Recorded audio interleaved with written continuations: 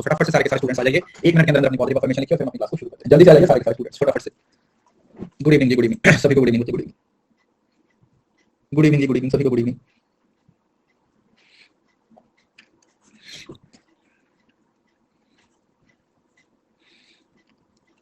मैं बढ़िया बच्चा, बताइए। मैं एकदम बढ़िया।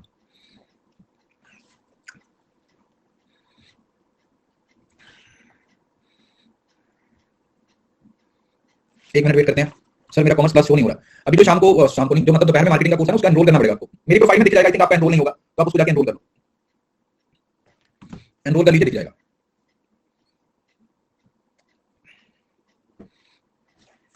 बेटा दिख जाएगा मेरी प्रोफाइल में, जाके एनरोल कर लीजिएगा। मार्केटिंग कोर्स है अपकमिंग में, अगर नहीं दिखाया तो आप एक बार अपडेट कर देना फाइल को, अपनी सॉरी ऐप को। चलिए सो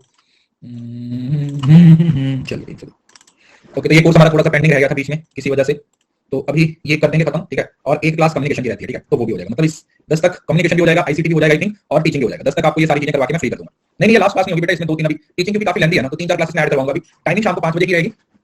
इकोनॉमिक्स तो इकोनॉमिक्स की भी क्लास पेंडिंग है, हाँ एक इकोनॉमिक्स की भी पेंडिंग, वो भी हो जाएगा। अब प्रॉपर फ्लो में आ जाएंगे ना सारी चीजों को डिटेल में, अब पूरा प्रॉपर फ्लो में चलेगा, कोई कुछ कमी नहीं छोड़ेंगे, सब कुछ खत्म करेंगे, जो भी शुरू करेंगे एकदम अच्छे से हर चीज को प्रॉपर तरीके से कवर करेंगे। हाँ कर देंगे, टेंशन मत लीजिए सर। कल भी क्लास ले लें, कल कल कल क्लास, कल एक्चुअली में कुछ प्लान है हमारा, शाम को तो होगी क्लास 7 साढ़े 7 बजे के आसपास, स्पेशल नहीं होगी, प्लस की क्लास होगी। कल पूरा दिन आपका फ्री रहेगा, क्योंकि शाम को हमें जाना है पुष्पा देखने, पुष्पा। चलिए तो अभी हम टीचिंग एप्टीट्यूड में जो टॉपिक पढ़ने वाले हैं वो है हमारी टीचिंग फिलोसफीज। किसी लड़की का नाम नहीं है भाई, मूवी है टीचिंग फिलोसफी। इस टॉपिक के बारे में आप लोगों को मैंने पहले बताया था। शालिनी हाँ, पीवाईक्यू बेटा आ चुके हैं। अभी जो सारी पीडीएफ है ना वो आप लोगों को मिलेंगी कम्युनिटी पे, ठीक है जी।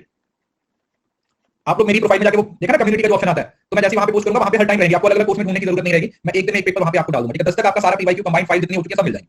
आज से शुरू कर दूंगा, एक पेपर तो आज ही आपको मिल जाएगा, ठीक है। सो टीचिंग फिलोसफीज के बारे में बात करें तो थोड़ा सा पहले इसको पढ़ने की कोशिश करते हैं। कम्युनिटी में कुछ नहीं करना, जैसे मेरी प्रोफाइल में जाते हो ना, तो वहां पे आप लोगों को अगर मैं आपको दिखाता हूं ऐसे होता है, जैसे ये होता है ना, अगर आप देखो तो ये मेरी प्रोफाइल है ना, आप यहाँ पे प्रोफाइल में चले जाओगे ना बेटा, तो यहाँ पर ऊपर ऑप्शन लिखा हुआ है एजुकेटर कम्युनिटी। आप इस कम्युनिटी में चले जाएं, सारी पीडीएफ मैं यहाँ पे अपलोड करूंगा, यहाँ से आपको मिल जाएगी, ठीक है। क्लियर? तो क्योंकि देखो अलग-अलग कोर्स की अलग-अलग जगह पे डालूंगा तो आपको ढूंढने में दिक्कत हो जाएगी, तो कम्युनिटी में एक-एक करके सारी फाइल आप लोगों को दे दूंगा, वहां से आप डाउनलोड कर लेना, ठीक है। अरे नहीं दिख रहा तो कोई दिक्कत नहीं, कम्युनिटी में वहां पे थोड़ा सा दूर से जाके देख लीजिएगा, दिख जाएगा। 922 लोगों ने सब्सक्राइब कर रखा है मेरी कम्युनिटी पोस्ट को, तो आप लोग भी सब्सक्राइब कर लीजिए जिन्होंने नहीं किया। चलिए देखो, जो वर्ड फिलोसफी है, हाँ वो मैं सबके लिए शेयर करूंगा बेटा, वो ऐसा नहीं है, क्योंकि वैसे वहां पे ऑप्शन होती है सिर्फ प्लस वालों के लिए। पीवाईक्यू हम सभी को दे देते हैं, पीवाईक्यू में ऐसा नहीं है कि सिर्फ प्लस वालों को देते हैं, पीवाईक्यू सभी के साथ शेयर होते हैं, तो वो सब्सक्रिप्शन के बाद भी वहां पे रहेंगे। ऐसा नहीं है कि मैं उसको कुछ सिर्फ प्लस वालों को शेयर करूंगा, मैं सभी के साथ शेयर करूंगा। टर्म जो फिलोसफी है वो फिलो का मतलब होता है लव और सोफिया का मतलब होता है विजडम। वैसे सोफिया का मतलब लव होना चाहिए था ना। चलिए फिलोस का मतलब होता है लव और सोफिया का मतलब होता है विजडम। मतलब कुछ लोगों को जैसे नॉलेज के साथ प्यार होता है ना, कुछ लोगों को अच्छा लगता है कि यार मतलब नॉलेज मिले, उस नॉलेज के बेसिस पे हम क्या करें, आगे बढ़ें, तो कुछ इस तरीके के वर्ड की यहाँ पर बात हो रही है। Philosophy means love for knowledge और पैशन फॉर लर्निंग, ठीक है। हम सीखते रहते हैं, कुछ लोगों में इच्छा होती है हमेशा सीखते रहते हैं, वो हमेशा पढ़ते रहते हैं, कुछ ना कुछ हमेशा उनके दिमाग में चलता रहता है कि यार मैं ये सीखूंगा, ये सीखूंगा। जैसे आप लोगों ने भी सोचा होगा कि इस साल में आप कम से कम एक चीज को सीख रहे हैं और कुछ नहीं सीख सकते, सिर्फ एक चीज। इस पूरे साल में मैं आपको एक टारगेट देता हूं कि आप एक चीज सीख लीजिए, आप लोग अपने कम्युनिकेशन पे काम कर लीजिए, दैट्स इट। इस सेशन में या इस पूरे साल में अपने कम्युनिकेशन स्किल्स को इंप्रूव कीजिए, कॉन्फिडेंस लेके आइए, बोलना सीखिए, यही एक बहुत बड़ी अचीवमेंट होगी आपकी साल की। वो कैसे करना है उसके बारे में हम फिर कभी बात करेंगे। तो फिलोसफी का मतलब लव फॉर नॉलेज है, कॉम्प्रिहेंसिव पिक्चर ऑफ है, कुछ भी आप इसको बोल सकते हो। तो अलग-अलग लोगों ने इसके एग्जांपल दिया है। जॉन ड्यू बोलते हैं फिलोसफी में be defined as theory of education in its most general phase. क्या बोल रहे हैं कि जो फिलोसफी है वो उसके मोस्ट जनरल फेज की बात की जा रही है, इसमें जनरल फेज नॉर्मल की नॉर्मल बात की जाती है। True education is practical only to philosopher, education without philosophy good. मतलब आप इतनी डेफिनेशन आपसे नहीं पूछी जाती, मैं आपको सिंपल से तरीके से समझाता हूं कि एजुकेशन और फिलोसफी साइड बाय साइड चलती है। जैसे टीचिंग और लर्निंग साइड बाय साइड चलती है ना, उसी तरीके से एजुकेशन और फिलोसफी भी क्या होती है बेटा, साइड बाय साइड चलती है। जिस तरीके से एजुकेशन चलती है उसी तरीके से साइड बाय साइड क्या चलती रहती है, फिलोसफी चलती रहती है। So education and philosophy goes one by one. एक साइड पे फिलोसफी है तो दूसरी साइड पे आपकी एजुकेशन होगी। अब यहां पर ये वाली स्लाइड बहुत ही ज्यादा महत्वपूर्ण स्लाइड है, इसको बहुत ध्यान से समझना। जो फिलोसफी है उसकी 3 ब्रांचेस होती हैं, एक होती है मेटाफिजिक्स, एक होती है एपिस्टेमोलॉजी और एक होती है एक्सियोलॉजी। एमईए 3 ब्रांचेस होती हैं फिलोसफी की। दाल रोटी थाली में जो मुझे हैप्पी होना बोले वो मेरे थाली में, ये सही था ग्रुप है ना। बीच बीच में कुछ चीजें ऐसी आती रहे तो थोड़ा अच्छा लगता है ना। दाल रोटी थाली में जो मुझे हैप्पी न्यू ईयर ना बोले वो गिरे नाली में। चलो ठीक है, मैंने तो बोल दिया था। मेटाफिजिक्स सबसे पहली ब्रांच है। जो मेटाफिजिक्स है बेटा वो 2 पार्ट्स में डिवाइड है। मेटाफिजिक्स का मतलब कि क्या रियल है, रियलिटी क्या है, उसमें ओंटोलॉजी आता है। ओंटोलॉजी का मतलब होता है एग्जिस्टेंस के बारे में। मेटाफिजिक्स का मतलब है व्हाट इज रियल, कि क्या रियल है। ओंटोलॉजी का मतलब एग्जिस्टेंस के बारे में कि हम कहां से आए हैं, कैसे आए हैं ये। और कॉस्मोलॉजी की यूनिवर्स की शुरुआत कहां से हुई। कॉस्मोलॉजी सब्जेक्ट है, ज्योग्राफी वाले पढ़ते होंगे, जो यूनिवर्स के प्रेजेंस के बारे में पूछते हैं कि कैसे पत्थर टकराए थे, दिल से दिल टकराए थे तो धरती बनी थी, कुछ ऐसा। एपिस्टेमोलॉजी का मतलब होता है नॉलेज। नॉलेज का मतलब क्या होगा बेटा कि कहां से नॉलेज आ रही है, कैसे आ रही है, एक्सपीरियंस से आ रही है, अथॉरिटी से आ रही है, या हम खुद से नॉलेज को क्या कर रहे हैं, कंस्ट्रक्ट कर रहे हैं। जो नॉलेज है वो कहां से आ रही है, कैसे आ रही है, जब इस चीज के बारे में बोलते हैं। उसके बाद आता है एक्सियोलॉजी। एक्सियोलॉजी का मतलब होता है व्हाट इज राइट। एक्सियोलॉजी समझते हो ना कि क्या सही है। मैंने आपको बताया था एथिक्स। एथिक्स का मतलब क्या राइट है, ये मैं पहले पढ़ा चुका हूं आप लोगों को रिसर्च में, क्या राइट है और क्या रॉन्ग है। उसी के साथ एस्थेटिक में हम बोलते हैं कि खूबसूरती, आर्ट है ना, खूबसूरती की चीज के बारे में बात की जाती है, खूबसूरती, आर्ट, स्किल्स, इस चीज के बारे में बात की जाती है। ओंटोलॉजी का मतलब होता है एक्जिस्टेंस एंड वेलबींग, और जो ओंटोलॉजी है ये किसके बारे में बात करता है, ओंटोलॉजी है वो मेटाफिजिक्स के अंदर आता है। अच्छा, ये आता है दाल रोटी थाली में, ये देखो है ना, घर पे बैठे बैठे लोगों का पेट बाहर आ जाता है ना। जेआरएफ तो निकल जाएगा सर, जेआरएफ का तो पता नहीं, पेट जरूर निकल आएगा ना। पढ़ते पढ़ते काम तो करना नहीं, बैठे खाएं पिए ऐश करें पढ़ाई करें, पेट जरूर निकल गया सर, है ना। तो ये 5 टर्म्स हैं, मेटाफिजिक्स, ओंटोलॉजी, कॉस्मोलॉजी, एपिस्टेमोलॉजी और एक्सियोलॉजी। ठीक है, ये सारी टर्म्स को आप लोगों ने दिमाग में बिठा लेना है क्योंकि आपके पेपर के पॉइंट ऑफ व्यू से काफी इंपॉर्टेंट है। मेटाफिजिक्स का मतलब रियलिटी है, what is the nature of reality. Metaphysics what is the nature of reality, education के हिसाब से ये करिकुलम होता है। एपिस्टेमोलॉजी का मतलब है कि वो नॉलेज आपको कैसे मिलेगी, तो जो मेथड्स होते हैं इंस्ट्रक्शन के वो, और साथ में एक्सियोलॉजी का मतलब क्या है कि वैल्यूज क्या है जो आपका बिहेवियर होगा। अच्छा, मैं आप लोगों को एक चीज देखिए, आप लोगों के लिए मैंने एक और चीज शुरू किया, क्या वो डी करके क्वेश्चन ऑफ द डे। आज उसमें मैंने आप लोगों को प्रॉबिंग और प्रॉम्प्टिंग, इन दो टर्म्स के बारे में डिफरेंस बताया था, क्योंकि काफी बच्चे कंफ्यूज हो जाते हैं, प्रोबिंग का मतलब क्या होता है, प्रॉम्प्टिंग का मतलब क्या होता है। वो वीडियो को जरूर देखिए, वो 2 से 3 मिनट की वीडियो होगी, हर रोज आप लोगों को 2-3 नए कांसेप्ट सीखने को मिलेंगे, ये YouTube पे आएगी। उस वीडियो पे अच्छा रिस्पांस आया है, मैं कोशिश करूंगा कि हर रोज आप लोगों को प्रोवाइड करूं, तो उससे क्या होगा, वो प्रीवियस ईयर क्वेश्चन है ना, तो उसमें जितने भी नए टर्म्स होती है ना, वो मैं आप लोगों को शेयर करूंगा। ड्यूटी है YouTube पे बेटा, YouTube पे जाके चेक करिए, ठीक है। तो ये मेटाफिजिक्स का मतलब क्या है, कितने दिन आएगा, ये जब तक धरती खत्म नहीं होती तब तक आएगा, आपके पूरे सेशन में मिलेगा, टेंशन मत लो। मेटाफिजिक्स का मतलब है रियलिटी का नेचर क्या है, एपिस्टेमोलॉजी का मतलब है कि उस नॉलेज को आप कैसे ले रहे हो, मेथड ऑफ इंस्ट्रक्शन, और एक्सियोलॉजी का मतलब आपका बिहेवियर कैसा, आपका बिहेवियर कैसा, ठीक है। अब इस चीज को ध्यान से समझिए, जब मैं बात करता हूं एपिस्टेमोलॉजी की, किसकी बात करते हैं अपन, जब हम बात कर रहे हैं एपिस्टेमोलॉजी की, तो एपिस्टेमोलॉजी का मतलब क्या हुआ, the branch of philosophy concerned with the nature and scope of knowledge, ठीक है। Nature of scope of knowledge मतलब what do I know, what is knowledge, how is knowledge required, what do people know, कि knowledge क्या है, कहां से आ रही है, कैसे आ रही है, मैं इस चीज को कैसे सीख रहा हूं, नॉलेज क्या है, कहां से आ रही है, और हम इस चीज को कैसे सीख रहे हैं, ये आपके की क्वेश्चंस होते हैं किसमें, फिलॉसफी की एपिस्टेमोलॉजी की ब्रांच में। देन आता लॉजिक। लॉजिक में वही सारी चीजें आती हैं, इंडक्टिव रीजनिंग और डिडक्टिव रीजनिंग। ये जो नॉलेज है, ये जो लॉजिक है, वो कैसे काम करता है, हाउ लॉजिक वर्क, जिसमें आप बात करते हैं इंडक्टिव रीजनिंग की बात हो रही है और साथ में डिडक्टिव रीजनिंग की बात हो रही है। किसकी बात कर रहे हैं, इंडक्टिव रीजनिंग की बात हो रही है, साथ ही साथ में डिडक्टिव रीजनिंग की बात हो रही है। How do I no it, validity, argument, ठीक है, आर्गुमेंट्स के बारे में। मेटाफिजिक्स का explaining the fundamental nature of being and the world, हम क्यों हैं इस दुनिया में, उसको मेटाफिजिक्स बोला जाता है। उस चीज को एक्सप्लेन करते हैं। Where do we come from, हम कहां से आए हैं, what is the meaning of life, does life has a purpose, क्या जिंदगी का कुछ लाइफ का कुछ पर्पस है, वो वाला। Ethics, the branch of philosophy which seeks to address question about morality, morals की बात करते हैं कि क्या सही है और क्या गलत है, क्या सही और क्या गलत है। जैसे मैंने सोचा था कि ये सही पहनूंगा, मगर सुबह से मेरा गला घोंट रखा है इसने। एथिक्स में आप ये सोचते हो कि बेटा क्या राइट है और क्या रॉन्ग है, क्या सही है और क्या गलत है, आप एथिक्स में इस चीज के बारे में एक्सप्लेन करते हो, आप इस चीज को एथिक्स के बारे में एक्सप्लेन करते हो। एस्थेटिक है जो आपका ब्यूटी के साथ रिलेट करता है, ब्यूटी क्लास वाली ब्यूटी नहीं बेटा, ब्यूटी मतलब ये खूबसूरती, आर्ट, टेस्ट, क्रिएशन और एप्रिसिएशन ऑफ ब्यूटी, कि मतलब व्हाट इज ब्यूटीफुल, क्या ब्यूटीफुल है। इनका तो नाम ही देखो, घर वालों ने कितना सोच के रखा ना, ब्यूटी, सही है ना। पॉलिटिकल फिलॉसफी का मतलब क्या होता है बेटा, जो लिबर्टी के बारे में बात करता है, जस्टिस के बारे में बात करते हैं कि हम सोसाइटी में रहते हुए कैसे एक्ट करते हैं, how do we act in the society, हम सोसाइटी में रहते हुए किस तरीके से एक्ट करते हैं, उसको हम बोलते हैं political philosophy, that is known as बेटा पॉलिटिकल फिलॉसफी, उसको हम बोलते हैं पॉलिटिकल फिलॉसफी। फिलॉसफी और एजुकेशन के बारे में मैंने आप लोगों को बता दिया है, इसमें कुछ जानने की जरूरत नहीं है। अब हमें आना है यहां पर, सबसे पहली जो फिलॉसफी है उस फिलॉसफी का नाम है आइडियलिज्म। अब इसको देखो ट्रिक के थ्रू याद, ट्रिक नहीं मतलब इसके लॉजिक को समझने की कोशिश करेंगे। देखो आपने आइडियलिज्म को आईपीएस याद रखना है, आईपीएस। आईपीएस का मतलब जैसे आईपीएस ऑफिसर होते हैं ना, इंडियन पुलिस सर्विसेज, तो आईपीएस से आइडियलिज्म का कंसेप्ट किसने दिया था, प्लेटो ने और सॉक्रेट ने, ठीक है। प्लेटो ने दिया था और फिर इसको किसने आगे बढ़ाया, सॉक्रेट ने बढ़ाया था। प्लेटो और सॉक्रेट, प्लूटा जो भी होता है इसका नाम। देखो इसमें दो ही वर्ड आ रहे हैं, आइडियलिज्म। आइडियल का मतलब क्या हुआ, आइडिया या फिर आइडियल। इसमें ये दुनिया की सबसे पुरानी फिलॉसफी है और इसमें ना एक ही बात पे पूरा का पूरा फोकस किया गया है, वो कौन सी है कि इस दुनिया में जितनी भी नॉलेज है वो आइडियाज के थ्रू आती है। कोई भी नॉलेज जो आइडियाज के थ्रू नहीं आती है उसको आप सच नहीं मान सकते। जो भी नॉलेज आइडियाज के थ्रू आएगी सिर्फ वही सच है। ये जो आइडियाज आते हैं वो गॉड से आते हैं, as idea the mind of man, the mind of god in a super और सुपरनैचुरल रियम। मतलब कि भगवान है वो आइडियाज आपके दिमाग में डालता है और उन आइडियाज के थ्रू आप क्या करते हो, आप सीखते हो। और प्लेटो है तो इसने डायलेक्टिक अप्रोच का भी नाम दिया, डायलॉग्स की बात की गई है। Plato's method of dialogue engage in systematic logical examination of all point of ultimate leading to agreement and synthesis of ideas, कि जितनी भी नॉलेज आ रही है आप लोगों को कहां से मिल रही है, वो आइडियाज के थ्रू मिल रही है। याद रखिए डायलेक्टिक का मेथड किसने दिया था, आइडियलिज्म के अंदर दिया गया है, प्लेटो के द्वारा दिया गया। Mind is central in understanding of the world, इस दुनिया को समझने के लिए सबसे इंपॉर्टेंट क्या है, दिमाग है। Idealism emphasis the spiritual aspect of, क्योंकि माइंड की बात हो रही है तो माइंड को स्पिरिट के साथ रिलेट किया जाए, इसके साथ स्पिरिट के साथ, इस दुनिया में स्पिरिट है, जो भगवान है ना, जो एक स्पिरिट है किसी चीज को सीखने की। ग्रेटर एम्फसिस अपॉन मेंटल और स्पिरिचुअल एस्पेक्ट ऑफ यूनिवर्स, जो मेंटल और स्पिरिचुअल एस्पेक्ट है उसके बारे में बात की जा रही है। God is the source of all creation and spirit and mind constitute reality, जितनी भी रियलिटी है इस दुनिया में वो कहां से आ रही है, वो माइंड से और स्पिरिट से आ रही है। वैल्यूज है वो एब्सोल्यूट है, अनचेंजिंग है, man has a superior nature and is expressed in the form of intellectual culture, moral and validity. मतलब सिंपल सी बात ये हो रही है कि हम किस चीज के बारे में बात कर रहे हैं, हम स्पिरिचुअलिटी के बारे में बात कर रहे हैं, भगवान के बारे में बात कर रहे हैं, गॉड के बारे में बात कर रहे हैं, आइडियाज के बारे में बात कर रहे हैं। जितने भी आइडियाज आ रहे हैं वो गॉड की तरफ से आ रहे हैं, वो आइडियाज हमारे दिमाग में आ रहे हैं और हम उन चीज को क्या कर रहे हैं, हम आगे सीख रहे हैं। तो घूम फिर के इसमें एक ही बात को बार-बार बोला जा रहा है कि सारी चीजें स्पिरिचुअल है, स्पिरिचुअलिटी के बारे में बात करते हैं। तो फ्रॉबल, कैंट, प्लेटो, स्वामी दयानंद, विवेकानंद, श्री अरविंदो, ठीक है, इन्होंने इस चीज को क्या किया है, एक्सप्लेन किया, ठीक है, they have explain something spiritual only. तो इसके अकॉर्डिंग अगर आप एजुकेशन के एम की बात करते हो तो क्योंकि आइडियाज हैं तो इसका मतलब है कि इंडिविजुअल की एबिलिटीज और उसके जो एक्सीलेंस और मॉरल एक्सीलेंस को उसको सही तरीके से डेवलप करना, to search for truth and further the character development of learner. Simple सी बात है, कैरेक्टर डेवलपमेंट की बात हो रही है। करिकुलम किस तरह होगा, सब्जेक्ट सेंटर्ड, क्यों, क्योंकि स्पिरिचुअल डोमेन की बात हो रही है। टीचिंग मेथड्स ये आया था, डायलॉग्स की बात होगी, आइडियाज के थ्रू आएगा और डिस्कशन के थ्रू आएगा। कैसे आएगा बेटा, आइडियाज के थ्रू आएगा और डिस्कशन के थ्रू सीखेगा। टीचर का रोल क्या होगा, ध्यान से समझना, टीचर का रोल गाइड होगा, जो इमेच्योर बच्चे हैं, और वो एक्सीलेंस होगा, और वो एक ऑलराउंड पर्सन होगा। वो क्या होगा, वो एक ऑलराउंडर होगा जो इमेच्योर बच्चों को अच्छे से पढ़ाएगा, और जो पूरा प्रोसेस होगा वो होलिस्टिक होगा, क्योंकि बच्चों के अंदर जो क्रिटिकल स्किल्स हैं उसको क्या करना है, हमें डेवलप करना है। उसको अंदर उनके डेवलप करना। देखो इतना डिटेल में आप लोगों को कभी पूछा नहीं गया, मैं काफी डिटेल में पढ़ाता हूं ये टॉपिक, क्योंकि एजुकेशन वाला का भी टॉपिक है, तो मुझे लगता है कि इसको अच्छे से समझ लेना चाहिए।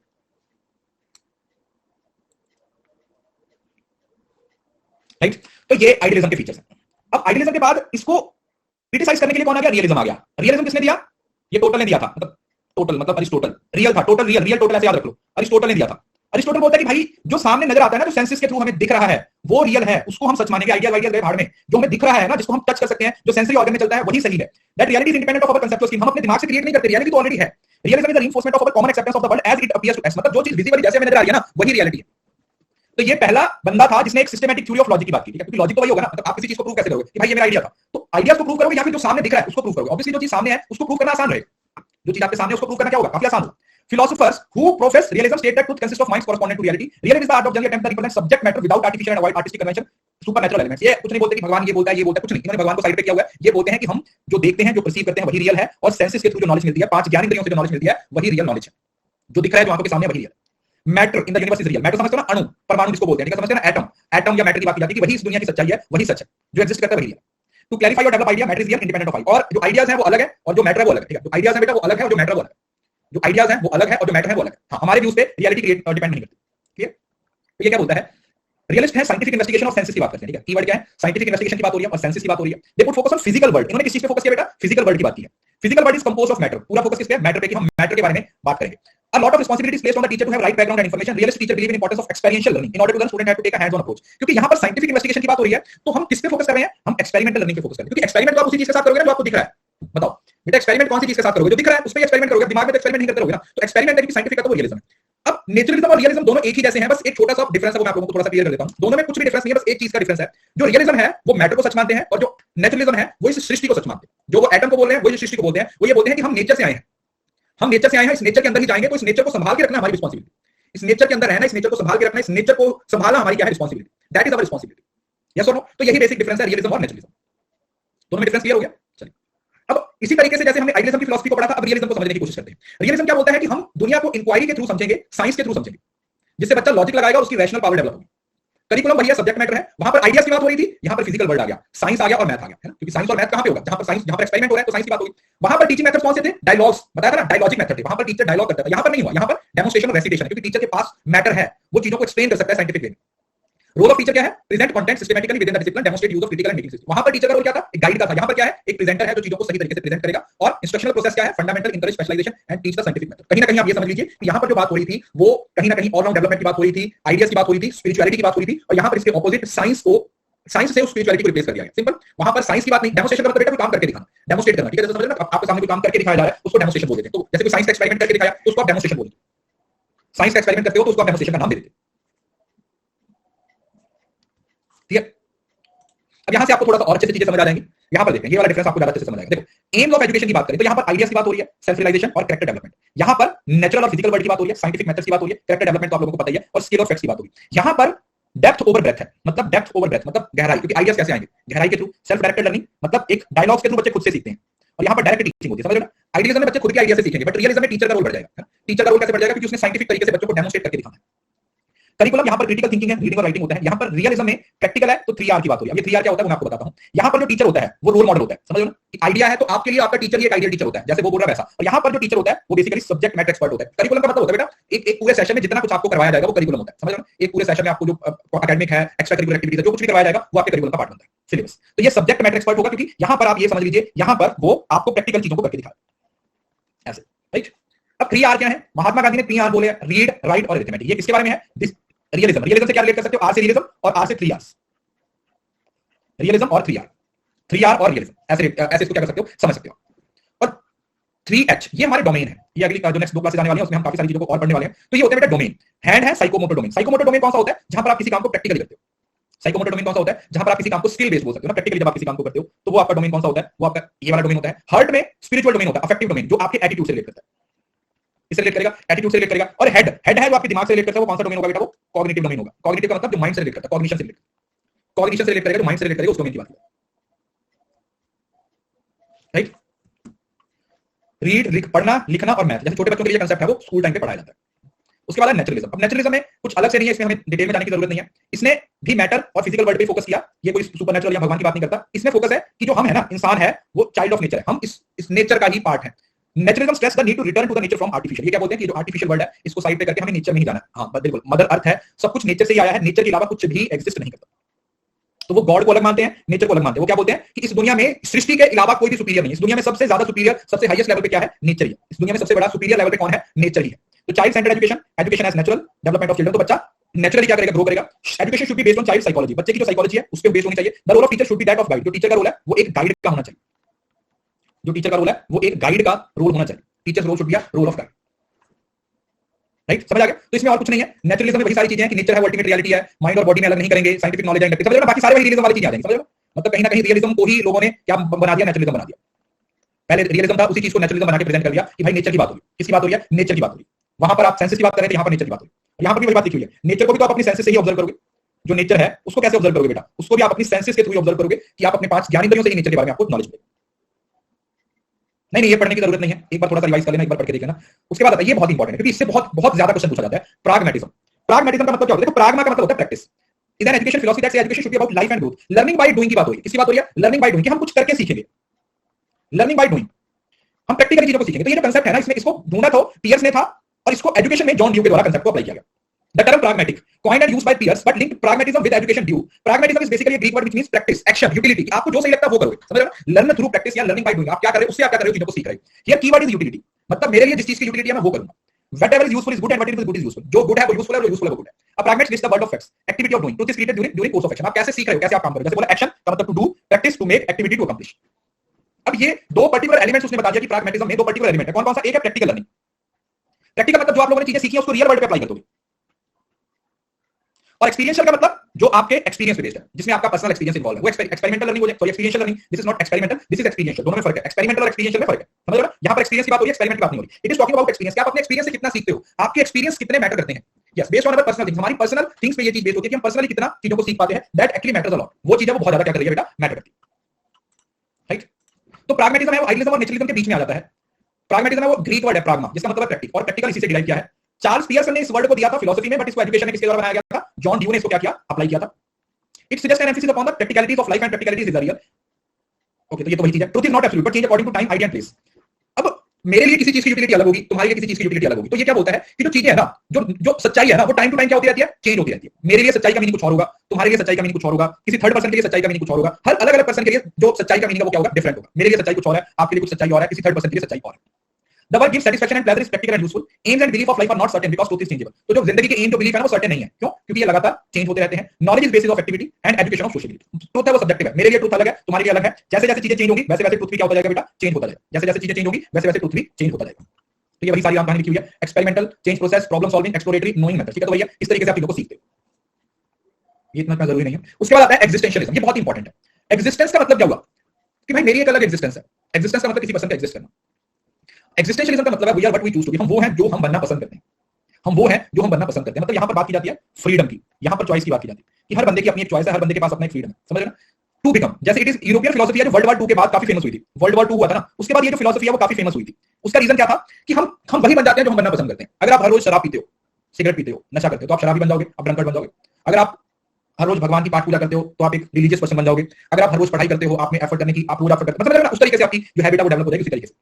तो ये क्या बोलते हैं कि हम वही बनते हैं जो हम बनना चाहते हैं। हमारी चॉइस क्या होती है, हम उसके अकॉर्डिंग आगे बढ़ते हैं। अ पर्सन क्रिएट हिज और her own definition and is doing so his और हर ओन एसेंस। हम अपने हिसाब से क्या कर रहे हैं, चीजों को कर रहे हैं। The essence we create is a product of our choice, it may vary with individuals. ये इंडिविजुअल टू इंडिविजुअल वेरी करती है। मेरे लिए कुछ अलग चॉइस होगी, तुम्हारे लिए कुछ अलग चॉइस होगी। तो यहां पर बात की जाती है Socratic approach, proceeding from immediate and particular to abstract and universal. Knowledge and wisdom are gained through personal relationship between teacher and people. Existentialism में बच्चे को उसकी एक्जिस्टेंस के बारे में बताया जाएगा, टीचर इंडिविजुअल अटेंशन देगा। है ना? छोटा बच्चा है तो उसकी एक्जिस्टेंस है, टीचर उसकी एक्जिस्टेंस के बारे में बताएगा। और जब मेरे को अपनी एक्जिस्टेंस के बारे में पता है, मतलब ये इंडक्टिव नेचर होगी ना। समझ रहे हो ना? इंडक्टिव नेचर का मतलब जब बच्चा खुद से कुछ कर रहा है, जब बच्चा जीरो से शुरू कर रहा है, बच्चा स्पेसिफिक से जनरल तक जा रहा है, वो वाली चीज। और इसमें एक और बहुत इंपॉर्टेंट वर्ड लिखा हुआ है जो आप लोगों ने ध्यान से समझना है। There is no scope for indoctrination. जब मेरे को अपनी एक्जिस्टेंस की नॉलेज है, मुझे पता है कि मैं कौन हूं, मेरी एक्जिस्टेंस क्या है, तो क्या कोई भी अपने थॉट्स प्रोसेस मेरे दिमाग में डाल सकता है? क्या कोई भी बंदा मेरे माइंडसेट को चेंज कर सकता है? नहीं। तो यहां पर इंडोक्ट्रिनेशन या फिर जो ब्रेन वॉश वाला कंसेप्ट है ना, वो एप्लीकेबल नहीं होता बच्चे। यहां पर ब्रेन वॉश वाला कंसेप्ट है वो किसी भी तरीके से एप्लीकेबल नहीं होता। क्यों? क्योंकि हम यहां पर इंडोक्ट्रिनेशन नहीं कर सकते। क्यों? क्योंकि बात ही एक्जिस्टेंस की हो रही है कि मेरी अपनी एक्जिस्टेंस है भाई, सामने वाले बंदे की अपनी एक्जिस्टेंस है। जिस बंदे को जो काम जैसे करना है वो उस काम को उस तरीके से करेगा। जिस बंदे को जो काम करना है वो उसको उसी तरीके से करेगा, राइट। तो ये होता है आपका एग्जिस्टेंशियलिज्म। उसके बाद बात करते हैं हम ह्यूमनिज्म की, ठीक है, वो चार्ट में आपको बाद में पढ़ाता। ह्यूमनिज्म, ह्यूमनिज्म ह्यूमंस की बात करते हैं। किसकी बात करते हैं बेटा? ह्यूमनिज्म बात करता है ह्यूमंस की, कि हम इस दुनिया में रहते हैं ना, तो हमें एक दूसरे के साथ कोऑपरेशन करना चाहिए, हमें म्यूचुअल टॉलरेंस होनी चाहिए, हमें सोशल अंडरस्टैंडिंग होनी चाहिए, क्योंकि हम इंसान हैं तो इंसानों की तरह हमें इस दुनिया में रहना चाहिए, हमें मिलजुल के रहना चाहिए। तो ये आपकी ह्यूमनिस्ट अप्रोच। ह्यूमनिस्ट अप्रोच क्या बोलती है कि हम इंसान हैं, हमें इंसानों की तरह इस दुनिया में रहना चाहिए, हमें जानवर नहीं बनना चाहिए। और इसमें ना अब्राहिम मास्लो की नीड हायरार्की थ्योरी है, वो बहुत बड़ा रोल प्ले करती है। Man is a social animal. हम क्या है? हम सोशल एनिमल हैं, हम सोसाइटी में रहते हैं, हम लोगों के साथ बातचीत करते हैं, हम लोगों के साथ इंटरेक्शन करते हैं। कुछ लोग होते हैं ना, उनका सोशल सर्कल बहुत बड़ा होता है। देखिए एक बात याद रखिए, जैसे जैसे आप जिंदगी में तरक्की करोगे ना, तो आपका फ्रेंड सर्कल है वो छोटा होता जाएगा। इन द एंड आपके पास एक से दो ही दोस्त रह जाएंगे। जब आप कॉलेज में थे, आप याद करो उस टाइम को, जब आप कॉलेज में थे तब आपके 20-25 दोस्त होते थे, और फिर धीरे धीरे कम होने शुरू हुए। अभी मतलब 1 2 3 मैक्सिमम इतने ही होते हैं, 1 2 ही होते हैं, वही बेस्ट होता है। क्योंकि ऐसे दोस्त भी आपने क्या करना है यार, जो ऊपर से तो बोले तो खूब तरक्की करो और अंदर से आपसे ही जल रहे हैं, जो अंदर से सोच रहे हैं। मतलब ऐसे दोस्तों से तो अगर आप अकेले भी रहे ना तो भी बहुत अच्छा। एक थी वो भी नागिन निकली। अब क्या ही बताया इस चीज के बारे में, नागिन नाग क्या निकला, वो तो देखो हर किसी के साथ ही कनेक्शन है, वो तो हर किसी की जिंदगी में ऐसा होता है। बट द पॉइंट इज कि अगर आपका सर्कल बहुत बड़ा है ना, तो इसका मतलब आप अपनी जिंदगी में तरक्की नहीं कर रहे। जितना छोटा सर्कल उतनी ज्यादा तरक्की, ये अपनी जिंदगी का रूल रखिए। बहुत सारे दोस्त रखने से बेटर है कि आप, क्योंकि देखो आपको भी पता है कि ये सारे दोस्त का टाइम पे आपके साथ नहीं खड़े होने वाले। तो ह्यूमनिज्म में उसी की बात कर रहे हैं कि हमें self actualization, cooperation, mutual tolerance, social understanding, ये इन सारी चीजों के बारे में बात की। तो इन सारी चीजों को क्या किया जाता है? कंसर्न। इन सारी चीजों के बारे में हम क्या करते हैं? बात करते हैं, राइट। अब आता है रैशनलिज्म और एम्पिरिज्म। अब पहले ना इसको थोड़ा सा समझ लो, उसके बाद मैं इसका डिफरेंस बताता हूं। रैशनल का मतलब होता है बेटा लॉजिक। हम बोलते हैं कि कंज्यूमर एक रेशनल लॉजिक, रेशनल कंज्यूमर होता है। रेशनल कंज्यूमर का मतलब क्या हुआ, देखो ध्यान से समझना। जैसे रेशनल का मतलब क्या होगा कि आप, रेशनल का मतलब लॉजिक लगाने की बात करते हैं। जैसे बोला जाता है कि आप अपनी, जब आप शॉपिंग करने जाते हो, ठीक है, आप शॉपिंग करने के लिए गए, सामने वाले बंदे ने बोला कि मैडम जी ये 1000 रुपए का सूट है, आप क्या करोगे? 1000 छोड़, तो 1500 है, मैं तो दे बहुत कुछ है, दे दोगे क्या? ना जी ना। 1000 का सूट है, 300-400 को बोलोगे पहले तो ना, पहले तो 200-250 बोलेंगे, कुछ तो 100 ही बोलेंगे, 100 रुपए का दे दे। बंदा बोलता है मैडम जी घर से रस्सी लेके आते, आपके सामने लटक जाता, मैं यहाँ पे 1000 का सूट 100 रुपए का। मतलब आप लॉजिक लगाओगे, आप इतनी सी बार्गेनिंग करोगे जो उसके लिए भी सही रहे और आपके लिए भी सही रहे। देखो वो तो अलग बात है कि उस बंदे ने कितना कमाना है ना। अब 1000 रुपए है तो आप क्या बोलोगे? आप मैक्सिमम ये बोलोगे कि 700 रुपए दे दे। मतलब आइडियल सिचुएशन ये लगती है, 700 रुपए तक आप जाओगे पहले ना, फिर वो बोलेगा नहीं नहीं मैडम 900 रुपए दे दो, फिर आप बोलोगे नहीं 750 देते हैं, वो बोलता नहीं 850, तो आप बोलोगे ऐसे करो ना, तेरा ना मेरा 800 में खत्म कर, है ना। ऐसा होता है ना। तो वो बोलते हैं रैशनल अप्रोच, जहां पर आप अपना दिमाग लगाते हो, वो वाला। और इंपीरिज्म जब आप अपना एक्सपीरियंस यूज करते हो, sense experience is ultimate source of all concept of knowledge. तो जो रैशनल है वो बोलता है कि जो हमारा लॉजिक दिमाग है उससे हमें नॉलेज मिलती है, और जो इंपीरिज्म है वो बोलते हैं कि हम इंपीरिज्म, हम एक्सपीरियंस से सीखते हैं। यस प्रियंका बच्चे, आप एक एक कोर्स को, मतलब हर इंडिविजुअल कोर्स आपको मिल जाएगा, आप एक एक करके कोर्सेज को खत्म कीजिए, इंडिविजुअल लेवल पे जो कोर्स है आप उसको कवर कीजिए, ठीक है। तो ये इंपीरिज्म होता है, रेशनलिज्म होता है। जब इन दोनों को जोड़ दिया जाता है तो ये क्या बन जाता है? इन दोनों को इकट्ठा कर दिया तो वो कंस्ट्रक्टिविज्म बन जाता है, जहां पर आप खुद से नॉलेज को कंस्ट्रक्ट करना शुरू कर देते हो। ये क्या बन जाता है? कंस्ट्रक्टिविज्म। मतलब जहां पर आप नॉलेज को क्या करना शुरू कर देते हो बेटा? कंस्ट्रक्ट करना शुरू कर देते हो। You start constructing knowledge. आपको लगता है कि मैं नॉलेज को कंस्ट्रक्ट करूंगा, मतलब खुद से नॉलेज को बनाऊंगा, राइट। जैसे देखो अब इसका डिफरेंस है, ये देखो ये पुराने बुड्ढों के बाल देखो, ये उस टाइम पे भी क्या, चलो छोड़ो क्या मजाक बनाना, माफ करना, ऐसा आपको आ जाता सपने में। देखिए रैशनलिज्म का मतलब क्या है कि जो रीजन है, रैशनल का मतलब रीजन है, जो लॉजिक है, वहां से ही आपको सारी नॉलेज मिलती है। और ये क्या बोलता है कि भाई एक्सपीरियंस से आपको नॉलेज मिलती है। देखो लॉजिक तो आप लेके पैदा होते हो ना, इस दुनिया में आते हो ना, तो आप अपने दिमाग को लेके आते हो, एक्सपीरियंस तो बाद में आता है, बट लॉजिक है वो आपके अंदर पहले से ही होता है, सोचने समझने की शक्ति आपने पहले से ही होती है। इस वजह से ये इंट्यूशन पे भरोसा करता है, क्योंकि पैदा होते ही आपके दिमाग में लॉजिक है, तो इंट्यूशन, आप अपने अंदर से जो इंट्यूशन आती है, अच्छा ये ऐसा है, ये ऐसा, उस पे आप भरोसा करते हो, इनेट आइडियाज पे भरोसा करते हो। ये नहीं करते, ये बोलते हैं कि जो कुछ भी होगा वो सिर्फ और सिर्फ एक्सपीरियंस बेस्ड होगा। ये क्या बोलता है कि हमें ना, हम जब पैदा होते हैं तो हम रैशनल ही पैदा होते हैं, हमारे अंदर वो दिमाग होता है जिससे हम चीजों को ऑब्जर्व कर सकते हैं। जो इंपीरिज्म वाले बोलते हैं कि ना जी ना, हम तो बिना पैदा होते हैं, बिना नॉलेज के, हम तो एकदम से खाली दिमाग पैदा होते हैं, जितनी भी नॉलेज आती है वो हमें इस दुनिया में धक्के खाने के बाद आती है, इस दुनिया में सीखते हैं, वही एक्चुअली में हमारी नॉलेज का पार्ट होता है। इनेट नॉलेज मतलब जो अंदर है आपके, पहले ही इस दुनिया में अंदर है। सर आपके हिसाब से क्या सही है? देखो सही गलत कुछ नहीं होता, हर चीज में कुछ सही और हर चीज में कुछ ना कुछ गलत नजर आ जाता है। अगर आप देखो तो कुछ पॉइंट उसके सही है, कुछ उसके सही है, और इन दोनों को मिला के क्या बना दिया? कंस्ट्रक्टिविज्म बना दिया।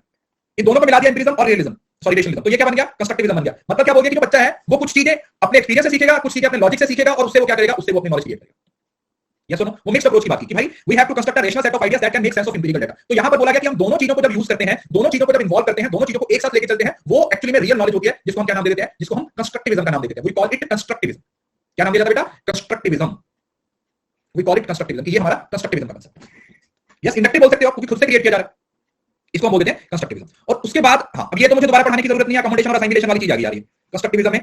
ये मैंने आप लोगों को बहुत बार पढ़ा दिया पहले, तो इसको प्लीज आप खुद से पढ़ लीजिएगा, क्योंकि हमें ज्यादा टाइम वेस्ट नहीं करना है इस पे, हमें आगे का टॉपिक भी शुरू करना है। तो ये आप लोगों को स्कीमा, असाइमिलेशन, अकोमोडेशन और इक्विलिब्रियम पिछली बहुत सारी क्लासेस में मैंने पढ़ा रखा है, तो आप इसको एक बार खुद से रिवाइज कर लीजिएगा, दैट्स मोर इंपॉर्टेंट, ठीक है। इसको अच्छे से रिवाइज कर लीजिए, तो आप लोगों को ये चीज क्लियर हो जाएगी। जैसे ये था ना, banking in favourite schema used by people to explore the world, वही कुत्ते हाथी वाली एग्जांपल मैंने आपको दी थी। उसके बाद बिहेवियरिज्म, ये बहुत इंपॉर्टेंट कांसेप्ट है। बिहेवियरिज्म के बारे में आप लोगों को मैंने पहले बताया। बिहेवियरिज्म का मतलब होता है किसी पर्सन के बिहेवियर को मॉडिफाई करना। मतलब आप बिहेवियरिज्म अप्रोच वहां पे यूज करते हो जहां पर आप सामने वाले बंदे को क्या मानते हो कि ये पैसिव है। यस और सामने वाला बंदा पैसिव है, मतलब आप खुद से कुछ एक्शन लेके उसके बिहेवियर को मॉडिफाई करने की कोशिश कर रहे हो। यस और no? This assume that learner is a passive organism who may be condition to learn new behaviour, कि हम बच्चा है वो एक तरह से खाली स्लेट की तरह है, आप उस पे जो लिखोगे वैसा वो बन जाएगा। जैसे छोटे बच्चे होते हैं, आप लोगों ने देखा होगा, जो जो जो सड़कों पे रहते हैं ना बच्चे, अक्सर आप लोगों ने देखा होगा उनको चोरी की आदत होती है।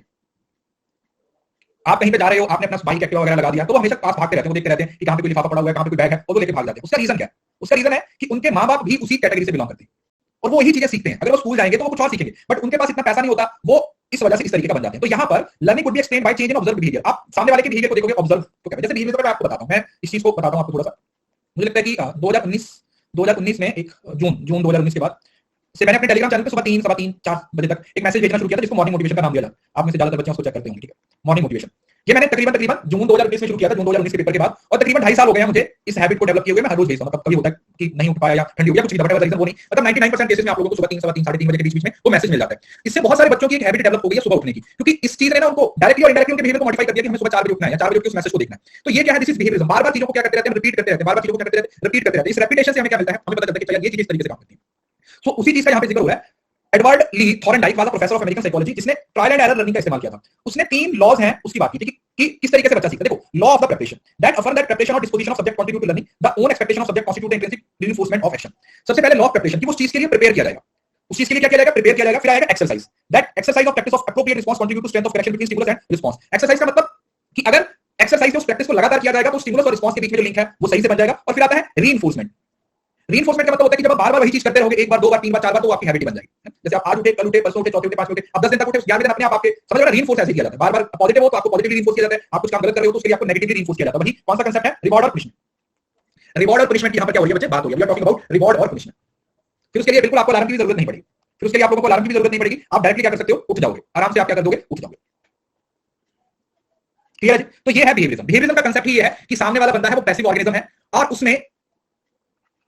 उसमें आप चेंज लेके आना चाहते हो। अब उस चेंज को आप कैसे लाओगे वो आप पे डिपेंड करता है। How you will bring the change, आप उसके अंदर कैसे चेंज लेके आओगे, ये उस बात पे डिसाइड करता है कि आप उस चीज को कितने अच्छे से देख रहे हो, कितने अच्छे तरीके से ऑब्जर्व कर रहे हो। ठीक है, बात समझ गए बच्चे?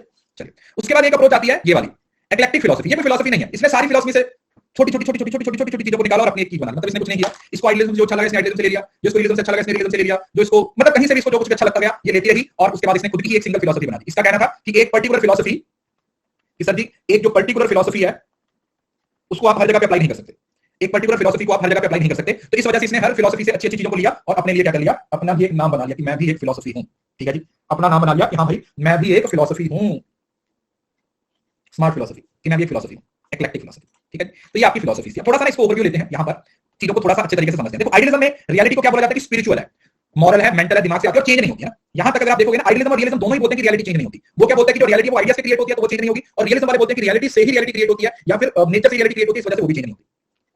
इस वजह से यहां पर स्पिरिचुअल है और यहां पर नेचर के लॉ के अकॉर्डिंग रियलिटी है। Objects are composed of matter, कि भाई मैटर का कंपोजिशन है, उस चीज को हम क्या करते हैं? हम टारगेट करते हैं।